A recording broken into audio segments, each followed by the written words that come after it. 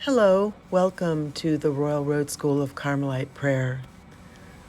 Today we will continue in part 4 of the Way of Perfection, Prayer in General, and we'll be looking at chapter 24, where Teresa tells us how vocal prayer must be recited with perfection and mental prayer joined with it.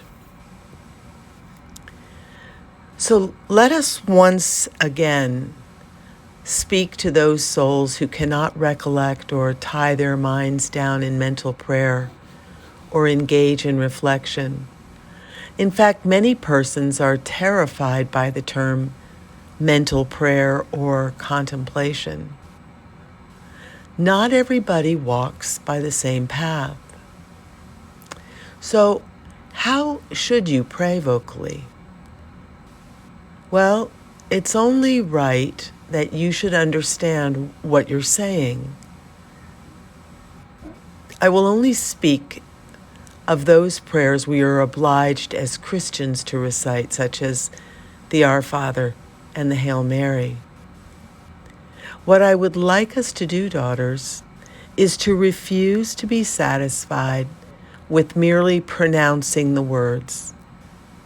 For when I say I believe, it seems I should know and understand what I believe. When I say Our Father, it will be an act of love to understand who this Father of ours is and who the Master is who taught us this prayer.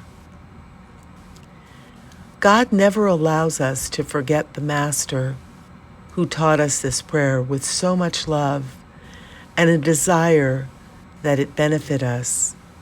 He wants us to remember him often when we say the prayer.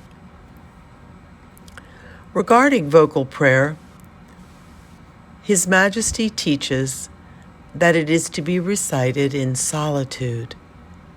This is what he always did when he prayed, and it was for our instruction.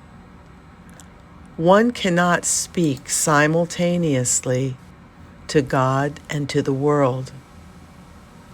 For anyone afflicted with distractions, he should pray as best he can, or even not pray, but occupy himself in other works of virtue.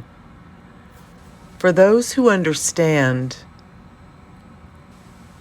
that we must not speak to God and to the world at the same time, we can strive to be alone and understand to whom we are speaking, and then the answer the Lord makes to our petitions.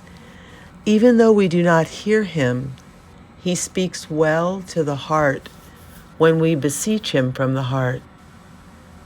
Consider that he taught us this prayer. Consider that he is speaking to each one of us and that he is showing it to us. The teacher is never very far from the pupil. In fact, he's very close. It's good for you to recite the Our Father well and to remain at the side of the Master who taught this prayer to you. You will say that doing so involves reflection and that you only want to pray vocally. Well, there are also impatient people who seek to avoid all suffering. Since these individuals do not have the habit, it is hard for them to recollect their minds in the beginning. To avoid a little fatigue, though, they say that they can only pray vocally.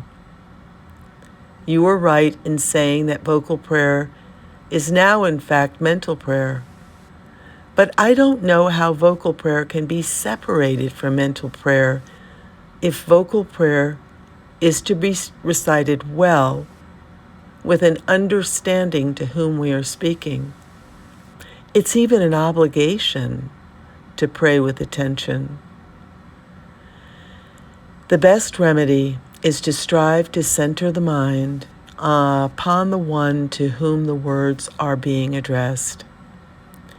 Be patient and strive to make a habit out of something that is so necessary if you are to be good nuns and even pray as good Christians, in my opinion. Amen.